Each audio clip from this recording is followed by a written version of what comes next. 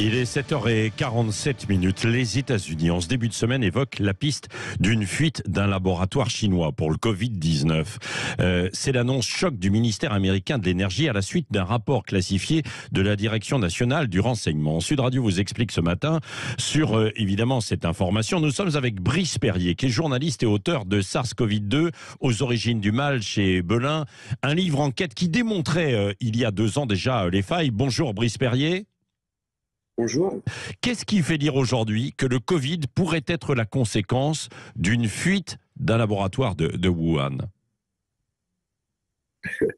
C'est un peu, sur le fond, c'est ce que je racontais dans mon livre il y a 2 ans. Il n'y a pas beaucoup de nouveautés. Et là, aujourd'hui, si le département américain de l'énergie dit ça, ils ont rien qui s'ajoute en fait au dossier.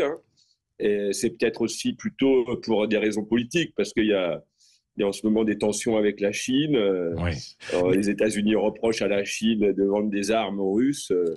Et Oui, donc, alors, ils sortent ça aujourd'hui. oui, ça, il peut y avoir évidemment une conséquence diplomatique de ce qui se passe, bien sûr. Mais quels sont les éléments factuels que vous aviez déjà, à la suite de votre enquête publiée, qui font dire qu'il pourrait y avoir cette fuite d'un laboratoire? En quelques mots. En quelques mots, déjà parce que l'épidémie a démarré à Wuhan, donc là où il y a un laboratoire qui travaillait sur les coronavirus, en collaboration avec les Américains d'ailleurs. Et donc, il y a aussi une personne qui travaillait justement avec ce laboratoire, qui leur amenait des financements américains, qui lui a un peu orchestré le fait qu'on dise que c'était une hypothèse complotiste, en faisant paraître un papier dans le Lancet dès le début de l'année 2020. Et après, on voit, c'est les caractéristiques du virus qui sont un peu particulières. Il a notamment ce qu'on appelle un site furine, qui est son atout infectieux qu'on retrouve chez aucun autre coronavirus de type SARS. Et donc, on ne sait pas d'où il vient.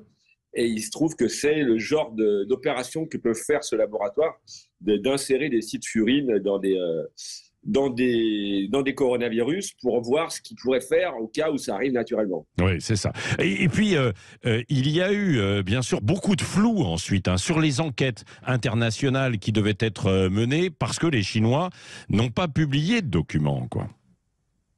Non, c'est sûr, c'est ce qui manque, c'est ce qui manquait il y a 2 ans, c'est comme ça que je conclue mon livre, un appel à une vraie enquête internationale, et c'est toujours le cas aujourd'hui. Il n'y a pas eu cette enquête internationale, et elle dépend de la Chine, mais elle ne dépend pas que de la Chine, parce qu'il y a notamment l'ancien responsable de la commission Covid-19 du Lancet, qui avait complètement changé de position l'année dernière, en relevant les collaborations justement avec les Américains, et en appelant aussi à investiguer aux États-Unis, dans les laboratoires qui travaillent avec les Chinois, à investiguer ce qu'ils avaient, est-ce qu'ils ont des traces de coronavirus.